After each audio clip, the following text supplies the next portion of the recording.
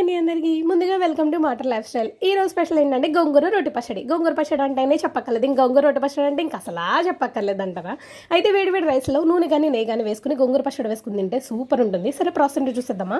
ముందుగా స్టవ్ వెలిగించి కడాయి పెట్టుకుని ఎండుమిర్చి జీలకర్ర వేసుకుని బాగా ఫ్రై చేసుకున్నాక గోంగూర వేసుకుని ఆకు మగ్గిపోయే వరకు దాన్ని తిప్పుకుంటూనే ఉండాలండి. మూత పెట్టుకుని మధ్య మధ్యలో తీస్తూ బాగా ఫ్రై చేసుకుంటూ ఉండాలండి. నేను చూపిస్తున్న కన్సిస్టెన్సీ వచ్చే వరకు తిప్పుకుంటూ ఉండండి. సో ఇలా అయిపోయాక చల్లారి పెట్టడానికి పక్కన పెట్టేసుకుని ఇప్పుడు ఒక మిక్సీ జార్ తీసుకుని వేయించుకున్న ఎండుమిర్చి జీలకర్ర అలాగే రోస్టెడ్ పీనట్స్ వేసుకుని ఫైన్ పౌడర్ చేసుకోవాలండి. నా దగ్గర చిన్న రోల్ అవైలబుల్గా ఉంది, మీ దగ్గర పెద్ద రోల్ ఉన్నా తీసుకోవచ్చు.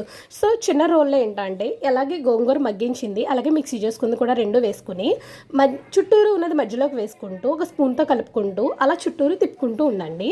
దాంతో అలాగే ఈ ప్రాసెస్ అంతా అవడానికి నాకు 30 minutes ఆల్మోస్ట్ పట్టింది. మధ్యలో ఉల్లిపాయలు వేసుకుంటే మనం తిన్నప్పుడు ఉల్లిపాయలు తగులుతూ ఉంటాయి. లాస్ట్లో పోపు పెట్టుకోవడమేనండి. అంతే, గోంగూర రొట్టె పచ్చడి రెడీ.